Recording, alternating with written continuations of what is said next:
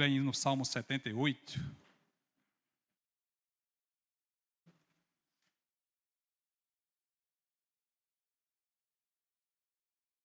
Nós vamos ler os versos 1 e 2. E se Deus nos permitir, nós vamos meditar no Salmo por completo.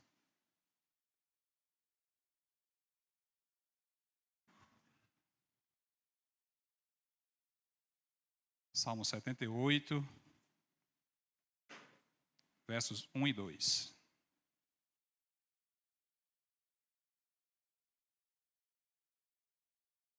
Diz assim a palavra do Senhor: Escutai, povo meu, a minha lei, prestai ouvidos às palavras da minha boca. Abrirei os lábios em parábolas e publicarei enigmas dos tempos antigos. Senhor, queremos mais uma vez, Pai, te agradecer por essa oportunidade que nós temos de estarmos aqui, nesse lugar, Senhor. E te louvamos, Senhor, pela harmonia, Senhor, de tudo aquilo que tu já falaste conosco.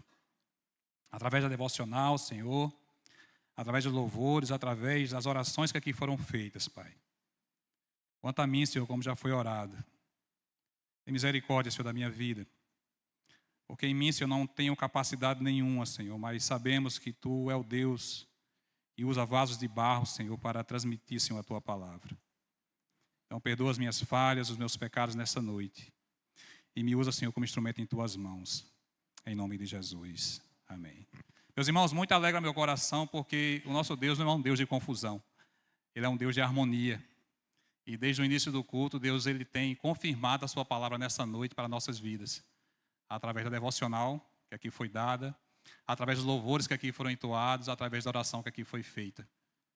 E o tema nessa noite é o cuidado de Deus com o seu povo. Há um mês atrás eu estava ouvindo um podcast sobre a necessidade de transmitirmos a mensagem do Senhor às gerações. E no momento desse podcast, um dos ministradores, ele citou esse Salmo 78, alguns versos. E aí eu fui meditar e analisar esse salmo, por sinal tivemos até nos Cuitéis, eu, o presbítero Wagner, e lá eu levei uma devocional a respeito desse salmo para os irmãos dali.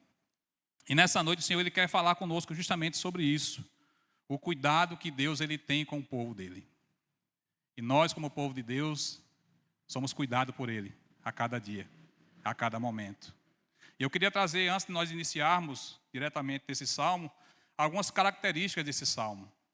Esse é um salmo de Asaf, levita do Senhor. Ele é um salmo que ele tem como característica trazer ensinamento didático para a vida daqueles que leem. Ele é conhecido como salmo didático, um salmo sapiencial. É um salmo que ele traz ensinamentos práticos para a vida daqueles que leem esse salmo. É o segundo maior salmo da Bíblia, só perde para o salmo 119. E ele é um salmo também que ele traz justamente esse ensinamento para o conhecimento nosso como povo de Deus, da vontade do Senhor para nossas vidas. E eu queria dividir esse salmo, irmãos, em 3 partes. A primeira nós vamos dividir do verso 1 ao 8, a segunda do 9 ao 64 e a segunda do 65 ao 72, se o Senhor nos permitir chegarmos até lá. Se não chegarmos, vamos ler até onde o Senhor permitir nós chegarmos, certo? A primeira parte, irmãos, é o cuidado de Deus na forma de nos fazer conhecê-lo. O Senhor é um Deus que ele se revela ao seu povo. O Senhor é um Deus que ele cuida e ele fala com o seu povo através de algumas formas. E essa primeira forma que o Senhor ele fala com o seu povo é justamente no cuidado de estarmos escutando e prestando ouvido à voz do Senhor. E aí é justamente, irmãos, nos versos que nós lemos, os versos 1 e 2, que nos diz assim: Escutai, povo meu, a minha lei, prestai ouvido às palavras da minha boca. Abrirei os lábios em parábolas e publicarei enigmas dos tempos antigos. E esse escutar, irmãos, que o salmista aqui ele proclama ao povo a fazer, não é apenas nós ouvirmos a sua voz, mas é colocarmos em prática tudo aquilo que nós temos ouvido da parte dele. É importante nós estarmos aqui nessa noite, ouvirmos a palavra de Deus, Mas se nós não colocarmos em prática, irmãos, tudo aquilo que nós temos aqui ouvido, de nada vai adiantar. Vão ser apenas palavras jogadas ao vento. Vamos estar aqui ocupando um banco de uma cadeira, sentando, ouvindo, indo para casa e não tendo nenhuma mudança de vida. Mateus capítulo 7, no final do Mateus capítulo 7, que é justamente o final do Sermão do Monte, Cristo ele fala o último ensinamento que ele deu aos discípulos e àquela multidão que estava ali, que era sobre os 2 fundamentos. Creio que os irmãos já leram, tenho certeza que praticamente os irmãos todos aqui já leram o Sermão do Monte, e ele diz que aqueles que ouvem aquelas palavras e as praticam serão semelhantes de 2 formas: aqueles que estão firmados sobre a rocha ou aqueles que estão firmados sobre a areia. Aqueles que ouvem as palavras e as praticam vão estar firmados na rocha, e essa rocha é Cristo. Vão vir os vendavais, vão vir as tempestades, mas a casa ela vai continuar firme, porque ela está firmada na rocha. Então, os ensinamentos que Cristo dá de Mateus 5 até o Mateus 7 é uma aula prática, é um discipulado que o Senhor ele dá àquelas pessoas. E aí ele diz, vocês têm que praticar. Não adianta apenas ouvir, tem que praticar aquilo que vocês ouvem. E eles também diz, mas aqueles que ouvem essas palavras e não praticam, serão semelhantes àqueles que têm a sua casa firmada sobre a areia.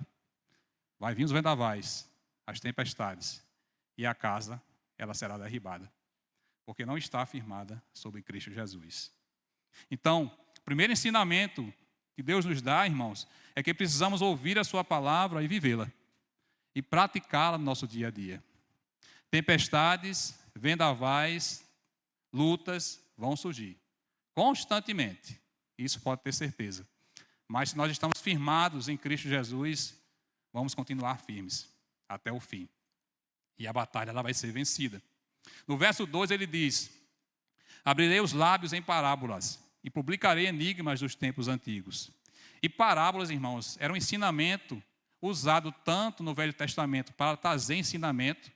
Os mestres, os doutores traziam essa forma, como Cristo utilizou parábolas. E é interessante que se nós pararmos para entender uma parábola, irmãos, é uma ilustração que alguém traz, normalmente de um cotidiano que se vive, para trazer reflexão. Veja como é que Cristo utilizava a semente do joio e do trigo, a dracma perdida. Quantas parábolas Cristo ensinou que era algo comum ao povo judeu, que eles tinham conhecimento. E o salmista ele diz isso, que abriria os lábios. E isso aqui se refere a Cristo, o que Cristo iria fazer. Se você ver lá em Mateus, capítulo 13, 35, Jesus Cristo, ele vai fazer uma citação dessa passagem aqui do Salmo 78, verso 2. Então, o primeiro ensinamento que nós temos, irmãos, é que Cristo ele se revela ao seu povo para conhecê-lo através da sua palavra. E na prática daquilo que nós temos que viver constantemente. O segundo ensinamento, irmãos, que o Senhor nos dá, de como Cristo ele se revela ao seu povo, o cuidado dele em nos fazer conhecê-lo, é ensinando e transmitindo às futuras gerações os feitos do Senhor. Veja aí os versos 3 ao 5. O que ouvimos e aprendemos, o que nos contaram nossos pais, não o encobriremos a seus filhos, contaremos à vindoura geração os louvores do Senhor e o seu poder e as maravilhas que fez. Ele estabeleceu um testemunho em Jacó, instituiu uma lei em Israel e ordenou a nossos pais que os transmitissem aos seus filhos. Como é importante, irmãos, a nossa transmissão daquilo que o Senhor ele tem feito em nossas vidas. Isso é um papel nosso, assim como já foi orado nessa noite, e nós transmitimos essa mensagem aos nossos filhos. Eu sei, irmãos, que em nosso meio existem vários contextos de família. Existem casais, existem pais sem mãe, existem mães sem pais. Mas, irmãos, nas oportunidades que nos foi dada, nós precisamos anunciar isso aos nossos filhos. Não podemos deixar de anunciar as verdades do Senhor, os feitos que o Senhor tem feito em nossas vidas. Não apenas na sua palavra, mas naquilo que Deus ele tem feito no nosso cotidiano, na nossa vida, até nós chegarmos até aqui. Tenho certeza que cada um de nós tem as suas experiências com Deus. Aquilo que Deus transformou as nossas vidas, durante toda a nossa caminhada até aqui. E isso precisa, irmãos, ser passado para os nossos filhos, para testemunho para eles. Porque é isso aqui que vai fazer que tenhamos uma igreja forte, fortalecida no Senhor. E os nossos filhos estejam firmados em Cristo Jesus. Porque o mundo aí fora, irmãos, ele só tem ensinado coisas contrárias à vontade de Deus. E uma igreja ela só vai estar firmada justamente em Cristo quando nós tivermos essa prática no nosso dia a dia, de ensinarmos aos nossos filhos como eles devem prosseguir, de ensinarmos aos nossos filhos o que eles têm de conhecimento de Deus através da sua palavra e do testemunho que cada um de nós temos em nossa vida, aquilo que ele tem feito e realizado em nosso meio.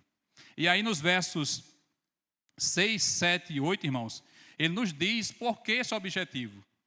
Porque nós devemos ensinar aos nossos filhos os caminhos que eles devem andar, como nos diz Provérbios 22, 6. Se você vê, o verso 6 nos diz assim: a fim de que a nova geração os conhecesse, filhos que ainda há de nascer, se fazer conhecido às gerações futuras. Primeiro propósito, meu, primeiro objetivo de nós transmitirmos essa mensagem aos nossos filhos é que as gerações futuras venham a conhecer Deus. Nós que temos acima de 50 anos ou até um pouco menos, lembramos de uma disciplina que existia na escola: religião. Claro que de uma forma distorcida, a gente pelo menos tinha um entendimento de quem era Deus. Hoje essa disciplina não existe mais nas escolas, irmãos. Isso não é mais anunciado nas escolas. E as gerações que estão vindo aí, você vê que não existe esse conhecimento de Deus e nem o temor de Deus. É por isso que a nossa sociedade está vivendo o caos que ela vive hoje. Porque onde não existe temor, onde não existe lei, regra, a sociedade ela vira um caos. E é isso que tem acontecido não só em nosso país, mas mundo afora. Está se criando uma sociedade onde não existe esse conhecimento de Deus. E é isso que o mundo secular quer fazer. Criar uma sociedade que na prática do dia a dia, para eles, Deus é algo que não existe. É algo que foi falado lá nos antepassados que não tem importância alguma. Mas nós, como povo de Deus, temos que transmitir essa mensagem aos nossos filhos, para que justamente aconteça isso, para que a nova geração conhecesse os feitos do Senhor, os filhos que ainda há de nascer, e se levantassem e, por sua vez, os referissem aos seus descendentes. Ou seja, nós passamos para os nossos filhos passam para os nossos netos, e assim, cotidianamente, essa mensagem ela é transmitida às gerações. O segundo objetivo, irmão, era para que colocassem nele, em Deus, a sua confiança. Veja aí o que diz o verso 7. Para que pusessem em Deus a sua confiança, e não se esquecesse dos feitos de Deus, mas lhe observasse os mandamentos. Meus irmãos, o Salmo 20, verso 7, nos diz assim: uns confiam em cavalos, outros em carros, mas nós faremos menção ao nome do Senhor. É isso que nossos filhos têm que entender. É importante o estudo, é importante a capacidade, assim como nós ouvimos, que os jovens se fadigam, né? Se cansam. Mas, irmãos, a nossa confiança deve estar em Deus. A nossa capacidade que nós temos, o intelecto que é nos dado, ele vem do Senhor. É Deus que capacita o seu povo. É Deus que dá o conhecimento da verdade ao seu povo. E nós não podemos colocar, irmãos, a confiança na força do nosso braço. É isso o que o salmista está dizendo, para que pusesse em Deus a sua confiança e não se esquecesse dos feitos de Deus, mas lhe observassem os mandamentos. Para isso, irmãos, é que nós precisamos transmitir aos nossos filhos essa verdade. É para isso que nós precisamos entender e precisamos transmitir a eles que realmente em nós não temos capacidade alguma, mas é em Deus. Claro, irmãos, que precisamos nos preparar, nos capacitar, mas a força, ele vem do Senhor. Deus, ele dá um ensinamento a Salomão que ele desobedeceu. No ensinamento a Salomão, ele disse que era para Salomão não possuir cavalos. E Salomão possuiu cavalos. Porque cavalos e carros, irmãos, no tempo dos reis, eram armas de guerra, eram armas de lutas. E quando os homens colocavam isso junto deles, eles colocavam a sua confiança naquilo que eles possuíam, que era carros e cavalos. E Deus disse a Salomão: não possua cavalos. E Salomão desobedeceu a ordem do Senhor. Então, que a nossa confiança, irmãos, seja em Deus, não na nossa capacidade, não no nosso potencial, mas plenamente em Deus. E aí, outro ensinamento que ele nos dá, irmão, é justamente de não seguir os caminhos dos seus pais, que é no verso 8. E que não fossem como seus pais, geração obstinada e rebelde, geração de coração inconstante, e cujo espírito não foi fiel a Deus. Tenho certeza que os irmãos que já leram o Velho Testamento, principalmente o povo de Israel, sabemos que o povo ele foi totalmente desobediente ao Senhor desde a saída do Egito até a entrada da Terra Prometida. E mesmo, irmãos, aqueles que entraram na Terra Prometida foram desobedientes ao Senhor. E aí o salmista, ele como conhecedor dessa verdade, ele conhecedor dessa história, ele diz que esse ensinamento ele tem que ser passado aos filhos para que justamente os filhos não fossem desobedientes àquela primeira geração, que não confiaram em Deus, mas confiaram na força do seu braço, confiaram no seu potencial e por isso desobedeceram à voz do Senhor. O segundo ensinamento, irmãos, e o cuidado que Deus tem conosco, é na forma de nos conduzir. E aí nós vemos, a partir do verso 9 ao verso 64, justamente esse cuidado que o Senhor ele tem com o povo de Israel e conosco. A partir do verso 12, ele diz assim: prodígios fez na presença de seus pais, na terra do Egito, no campo de Zoã. Dividiu o mar e fê-los seguir. Aprumou as águas como num dique, guiou-os de dia como a nuvem, durante a noite como clarão de fogo. Nós vemos aqui, irmãos, o cuidado que o Senhor ele tem em proteger o povo de Israel, em guiar esse povo, em livrar eles de todos os perigos que eles enfrentaram durante 40 anos, irmãos, ali no deserto. E da mesma forma, irmãos, é para nós hoje. Se nós pararmos para pensarmos e meditarmos em tudo aquilo que o Senhor tem nos guardado e nos livrado, irmãos, são muitos livramentos. Só em nós estarmos aqui nessa noite, irmãos, já foi um livramento do Senhor. E estarmos aqui sentados nessa cadeira, ouvindo a sua voz, ouvindo a sua palavra, é a mão de Deus que tem nos guardado e nos protegido. E nós devemos louvar ao Senhor por isso, agradecer a Ele, porque Ele tem guardado o nosso dia a dia, o nosso levantar e o nosso deitar. Quantos de nós saímos de manhã para o trabalho e voltamos à noite em paz. E muitas vezes, irmãos, o cansaço nos domina, assim como foi dito também na devocional.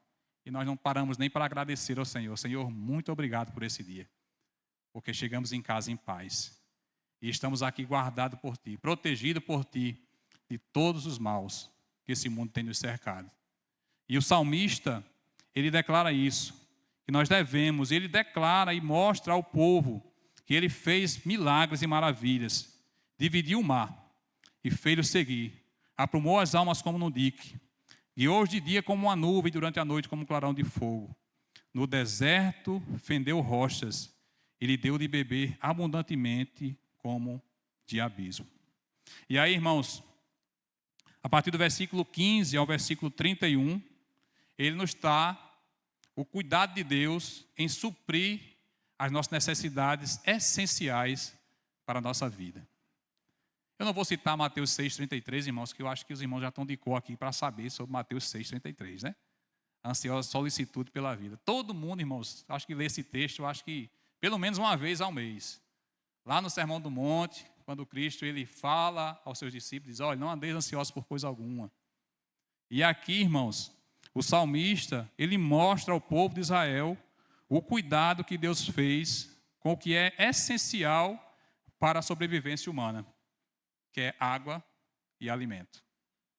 Se você já leu, sabe que quando o povo saiu do Egito, o povo já murmurou: Moisés, não havia sepulcros lá no Egito para que nós saíssemos de lá? Vamos morrer aqui de sede? e de fome. E aí Deus providencia a água para o povo beber. E depois providencia o alimento para o povo se alimentar. E mesmo assim, irmãos, o povo de dura cerviz ainda queria satisfazer o desejo de comer carne. E aí Deus, pela sua misericórdia e graça, manda as codornizes para alimentar o povo. Mesmo sem o povo merecer. Mas Deus atende a um pedido, mesmo de coração duro, um povo de dura servil. Deus atende ao pedido daquele povo. Mas nós vemos, irmãos, que em todos esses milagres que o Senhor fez, o povo sempre foi desobediente ao Senhor. Deus dava uma ordem ao povo e o povo sempre no final desobedecia à voz do Senhor. Mas Deus, ele tem esse cuidado conosco, irmãos. Ele supre as nossas necessidades constantemente. Hoje pela manhã, conversando com um do irmão nosso aqui da igreja, ele relatando um pouco das dificuldades que a gente enfrenta no nosso dia a dia. E aí no final ele disse algo assim importante. Ele nem sabia que eu ia estar aqui nessa noite. Ele disse, mas Deus tem cuidado de nós. Deus sabe todas as coisas, irmãos, e Deus sabe. Ele sabe o momento certo, irmãos, de agir em nossas vidas. Ele sabe o momento certo de suprir aquilo que nós estamos precisando para o nosso cotidiano e vai nos faltar. Porque o nosso Deus é um Deus que cuida do seu povo. E Ele não abandona o seu povo em momento algum. Ele está sempre de prontidão, atento às nossas necessidades. Mas não aquilo que nós queremos, mas aquilo que nós precisamos no nosso dia a dia. E o necessário, o básico para a nossa sobrevivência, irmãos, Deus não vai deixar faltar. Porque no momento certo, na hora certa, Ele move corações. Ele age no meio do seu povo, Ele movimenta alguém para que venha suprir a necessidade que você está precisando. E louvado seja Deus por isso, irmãos, porque tudo Ele vem das mãos do Senhor. É Ele que supre as nossas necessidades. O segundo ponto que Deus nos faz nos conduzir, Senhor, nos conduzir, é justamente o cuidado de Deus em nos trazer à memória aquilo que nos dá esperança. E aí, a partir do versículo 40, irmãos, ao 53, diz assim: quantas vezes se rebelaram contra ele no deserto, e na solidão o provocaram. Tornaram a atentar a Deus, agravaram o Santo de Israel. Não se lembraram do poder dele, nem do dia em que resgatou do adversário. De como no Egito operou ele os sinais e os seus prodígios no campo de Zoã. E converteu em sangue os rios deles, para que das suas correntes não bebessem. Enviou contra eles enxames de mosca que os devorassem, e rãs que os destruíssem. Entregou as lavas às suas colheitas e os gafanhotos o fruto do seu trabalho. Com chuvas de pedras lhe destruiu as vinhas e os seus sicômoros com a geada. Entregou à saraiva o gado deles e aos raios os seus rebanhos. Lançou contra eles o furor da sua ira, cólera, indignação e calamidade. Legião de anjos portadores de males. Deu livre curso à sua ira. Não poupou da morte a alma deles, mas entregou-lhes a vida à pestilência. Feriu todos os primogênitos no Egito, as primícias da virilidade nas tendas de Cã. Fez sair o seu povo como ovelhas e os guiou pelo deserto como um rebanho. Dirigiu-o com segurança e não temeram ao passo que o mar submergiu aos seus inimigos. O salmista aqui, ele traz à lembrança ao povo de Israel os milagres que o Senhor ele realizou no Egito. As pragas que ele mandou contra Faraó e o povo egípcio, para que o povo de Israel ele fosse liberto. Para mostrar que Deus ele é um Deus soberano. E ele tem o controle de todas as coisas em suas mãos. E aí o salmista ele traz isso à memória ao povo de Israel, para que eles se lembrassem que Deus é um Deus que controla todas as coisas. E nada foge ao controle das suas mãos. E aí me lembra esse texto que eu citei aqui, Lamentações de Jeremias, que nos fala que a misericórdia do Senhor são as causas, irmãos, de nós não sermos consumidos. Porque as suas misericórdias não têm fim. E da mesma forma que Deus libertou o povo de Israel, e mesmo assim eles foram desobedientes a Deus, nós vemos que no tempo de Jeremias, o povo de Israel ele começou a ter as mesmas práticas dos povos pagãos. E devido a isso, Deus enviou aquele povo para o cativeiro, para passar 70 anos ali, aprendendo nas mãos do Senhor. E sabendo que o nosso Deus é um Deus que ele é um justo. Ele é um Deus que ama, mas é justo juiz. E todas as consequências, irmãos, tudo que nós fazemos, existe uma consequência em nossas vidas. Hoje eu estava ouvindo um outro podcast sobre a questão da universalidade, tratando sobre esse tema, onde em muitos lugares tem que se criar essa visão que Deus é amor. Deus simplesmente é amor. Então, o juízo de Deus, ele não existe. Se Deus é um Deus de amor, seria errado pensar que Deus é um Deus que vai julgar as nações no fim de todas as coisas. E aí nós entendemos, irmãos, que isso é contrário à verdade bíblica.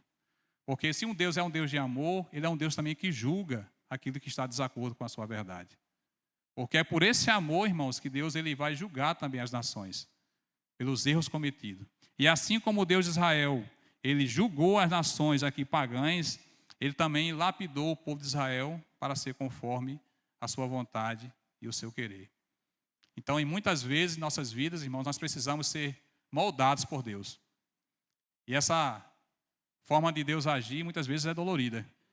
Mas porque Deus ele quer um povo santo, perfeito, diante da sua presença.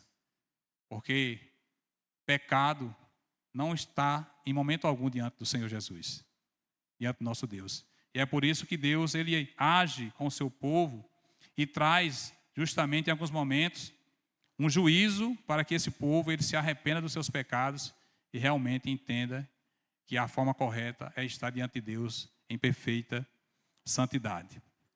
O terceiro ponto, irmãos, que eu quero tratar com os irmãos é o cuidado de Deus em nos unir com o seu povo. E aí está no final desse salmo, que ele vai do verso 65 ao 72, que diz assim: Então o Senhor despertou como de um sono, como um valente que grita excitado pelo vinho. Fez recuar a golpes os seus adversários e lhe comminou perpétuo desprezo. Além disso, rejeitou a tenda de José e não elegeu a tribo de Efraim. Escolheu antes a tribo de Judá, o monte Sião que ele amava, e construiu o seu santuário durável como os céus, e firme como a terra que fundou para sempre. Também escolheu a Davi, seu servo, e o tomou dos redis das ovelhas, tirou-o do cuidado das ovelhas e suas crias para ser o pastor de Jacó, seu povo, e de Israel, sua herança. Ele os apacentou consoante a integridade do seu coração e os dirigiu com mãos precavidas. Assim como nós ouvimos na devocional dessa noite, que o nosso Deus, ele não dorme, ele também não desperta do sono. Mas o salmista aqui, ele usa uma expressão como se Deus estivesse dormindo, para trazer à memória do povo que Deus é um Deus, que ele está atento ao seu povo. E ele cuida do seu povo. E essa passagem aqui, irmãos, ele aponta diretamente para Cristo. Porque assim como Davi foi levantado como rei de Israel, Jesus Cristo foi levantado como rei do seu povo. E ele tem nos guardado. E ele tem nos protegido até hoje. E continuará nos protegendo. Lá em João capítulo 10, abra aí, irmão, por gentileza. A partir do versículo 27, nos diz assim: As minhas ovelhas ouvem a minha voz, e eu as conheço, e elas me seguem. Eu lhes dou a vida eterna, jamais perecerão, e ninguém as arrebatará da minha mão. Aquilo que meu Pai me deu é maior do que tudo, e da mão do Pai ninguém pode arrebatar. Nesse texto, irmãos, nós vemos que as ovelhas que pertencem ao aprisco do Senhor, elas não se perdem. E o Senhor, ela tem cuidado a cada dia de cada um de nós. E aí 3 aplicações, irmão, para nossas vidas. Primeiro, devemos ouvir e praticar a palavra de Deus constantemente em nosso dia a dia.